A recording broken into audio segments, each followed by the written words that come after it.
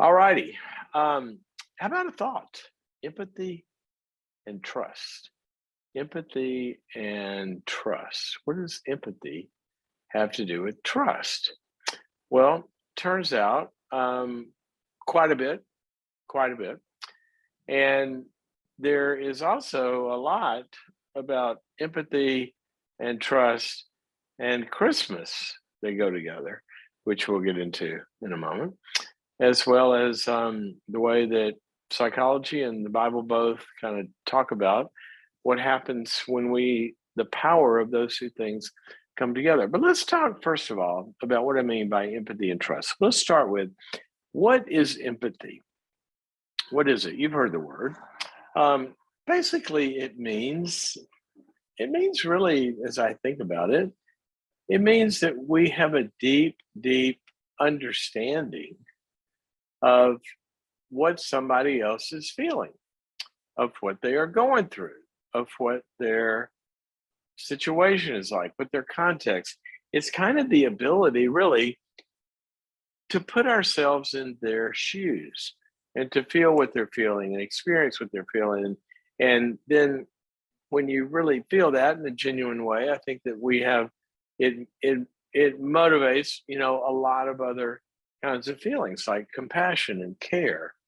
And it really is the basis for real morality. A lot of times we think morality comes from rules and absolutes and things like that. Well, really, basically, morality, as Jesus told us, it basically comes from love. He said, if you take all of the moral law and all of the laws and regulations and all of that, and the laws of the prophets, he said, you can sum it all up in the law of love, to love God with all of who you are and to love your neighbor as yourself. And he said, in that, all of this stuff is all summed up. Because think about it.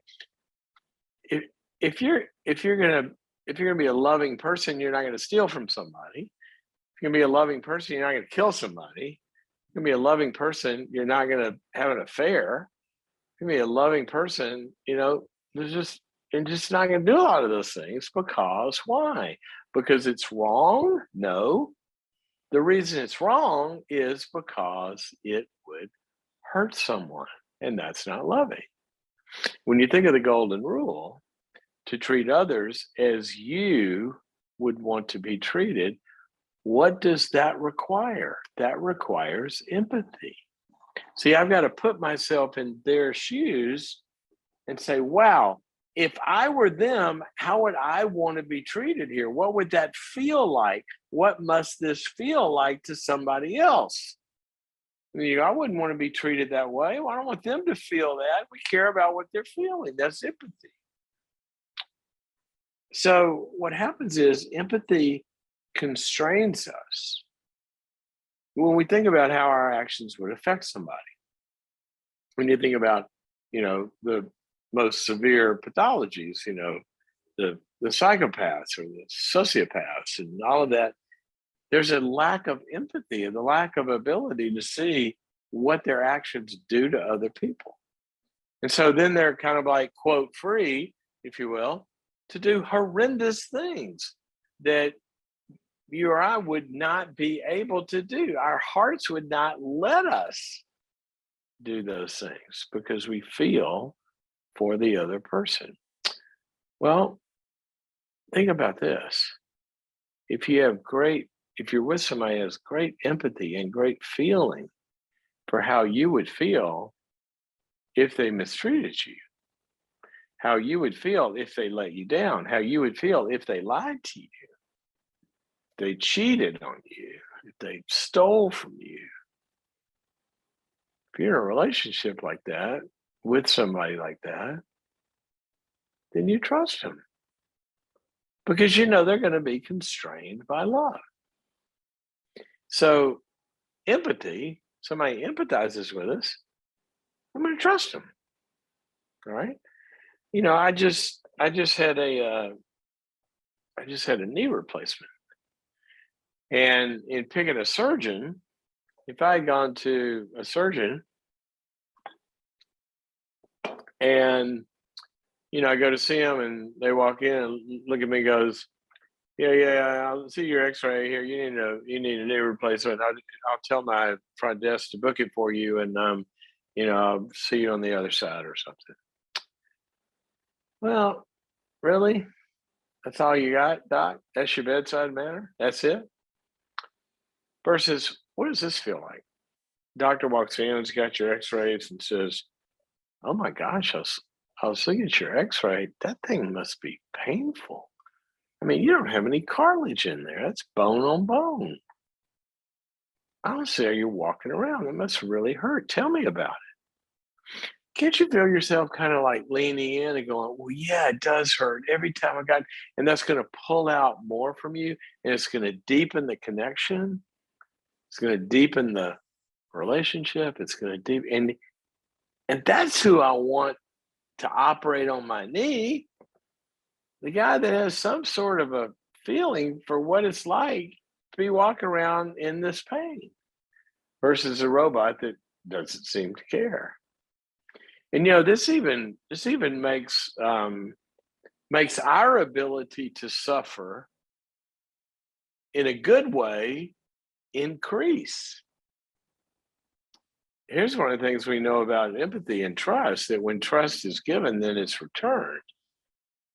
And when somebody empathizes with us, it actually gives us strength. I remember when I had a knee replacement uh, last year as well. And I remember when I went to physical therapy, the first day, this would have been 3 or 4 days after the surgery, and it's very painful, very, very, very painful. It's very raw. Your leg just got amputated, basically. But you have to move it to regain the flexibility.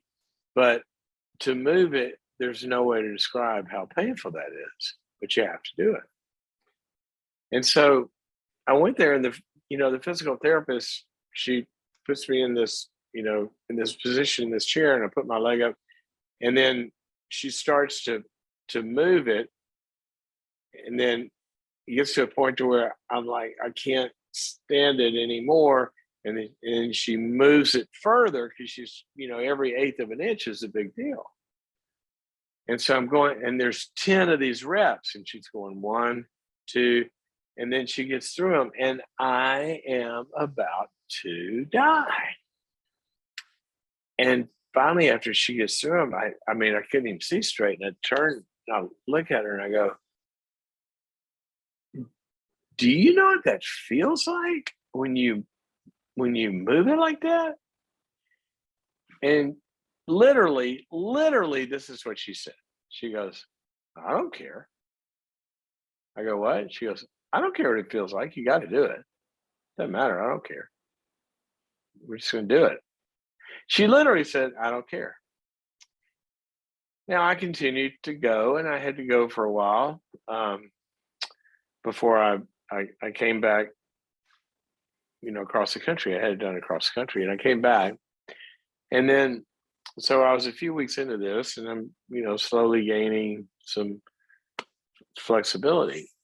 But it was really, really difficult work. So then I come here and I go to a new physical therapist. And first day, she's starting to work on me. And she's moving it, and it's hurting. She's going, I know this is so painful. Come on, you can do it though. I know it hurts. I know it. And I could tell, like, whoa, she gets it. She knows what she's doing to me. She gets it. And like, I was kind of okay with it. I said, go ahead, further, because there was somebody, I don't know how to explain it, but I felt like somebody's in my corner here, and it did something inside. I remember one time, it just increases performance. I remember one time in our ability to go through things. When I was in the 6th grade, I came down with mono, and I was very, very sick for about a month, and I missed about a month of school. And I was, so sick and so far behind. And then it came time to go to school, and I started back to school. And the first few days, there was so much work, and I was so buried and so tired. And mono, you have no energy. And I remember about the third morning, I got up and I'm standing in my room. I just don't want to go to school. I just remember feeling like I can't do it. There's too much. The pile's too big. The work's too hard. I'm too far behind. I'll never catch up, and I'm tired. And I remember my mom walked in and she said, "Come on, we got to go." And I said, "I don't want to go. I don't want to go to school."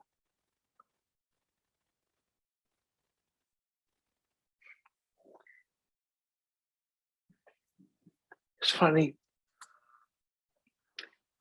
It's funny how moments out of the million, gazillion moments in your life, these moments kind of stand out. And I'm standing there and I said, "I don't want to go." And I know I got to go. And I'm feeling like a loser and a failure or whatever. And my mom, I remember this, she put her hand on my shoulder and she said, "I know sometimes I don't want to go to work either." And I remember going, "What?" She goes, "Yeah, sometimes I just, I'm too tired. I don't want to go. It's too hard. I know it's just hard. I got to do it." And I remember something shifted, and I remember thinking, wow, you don't, sometimes things are hard for you. You understand. You're like, I don't exactly know the words that went through my head, but something changed. And I remember kind of go, okay, all right, well, yeah, I can do this, and kind of getting movement. And see, that's what empathy does. It fuels us, but it also makes us able to trust that person and to follow them into some maybe difficult things, right? And do hard things. And basically, when it boils down to this, if somebody understands what something is like for you and they understand your needs and they empathize with them and they have a capacity to sit into your chair, we tend to trust them. I know if the doctor knows that's going to hurt, he's going to treat me differently. I know if, my mom knows this is hard, that, but she's going to be there with me to go through it. I'm going to be able to do it. I know if somebody's just aware of the result and the consequences, we're going to trust them more. If you're in a business, you think about this. If your customers feel like you really understand what's important to them, you really get their needs, and you anticipate those needs, and you really know what's going to make a good outcome for them, yeah, they'll trust you. And they really feel like you got their back. So that's what empathy has to do with trust. So if you're in a relationship and you're kind of wanting to work on trust, one of the good things to talk about would be how well you understand each other's needs, what's important to you, what makes you feel good, what hurts you, what threatens you, what feels toxic to you, what generates fear in you, insecurity, uncertainty. And once you begin to understand those things, then you can order behaviors around it. Because we will trust somebody if we feel like they feel what we feel and they care about it. One of my favorite verses, talked about the relationship of this to the golden rule, to treat others like we would want to be treated. That is kind of the law of empathy. But also one of my favorite, this has to do with Christmas, and then we'll go to the phones. I love the verse, one of my favorite verses in the book of Hebrews. It says, it's talking about Jesus, and it says, we don't have a high priest that can't sympathize with our weaknesses. For he himself has been tempted in everything,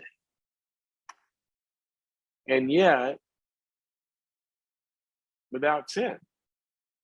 He's been through it all, and yet was able to overcome. And see, priests always call people, right, to the standard. That's what they did. They gave the law. But they didn't have any empathy for how hard it is, how tough it is. But this priest, we don't have a high priest that can't sympathize. We don't have one like that first physical therapist that said, I don't care, you just got to do it. See, that's laying down the law, isn't it? But we have one that understands how hard it is and still asks us to go to school, still asks us to bend the knee when it hurts. But the empathy makes it all different, and we'll trust him and we'll follow. The ultimate act of empathy, and the way that I think about Christmas, and Christmas is sort of like, it's sort of like where empathy came to roost, if you will. God was sitting in heaven, pretty comfortable, I think. He looked down at the mess we were in, what it's like to be human. People get rejected and abandoned and hurt and wounded and have leprosy and broken relationships and betrayals and broken promises and all of that. And he said, I'm going to go feel what they feel. I'm going to put myself in their shoes. I am going to put on a human outfit. I'm going to become a human while still being God. But then nobody can ever say, I don't know what it's like to be human. I don't know what it's like to suffer. And the whole rest of the Bible says that he was somebody who was, the words say, acquainted with grief, who was despised, rejected, betrayed, and ultimately crucified. And that's why we can say, yeah, you know what? I think he gets it. And I can trust that God because he gets it. And if he tells me to follow him, and I know he really understands, I mean, what he's asking me to do because he's been through it, makes it a lot easier to trust. Somebody goes to a recovery group, for example, it's not easier to, if you're an alcoholic or something, you go to a recovery group and all those people are sitting in there and they've been through it. And they've lost relationships or businesses or marriages or health or whatever to an addiction. And they're telling you, trust us. It works. Keep doing the program, follow this path. It works. We trust them because they understand, they get it. So let's always think of empathy and trust as something that really goes together.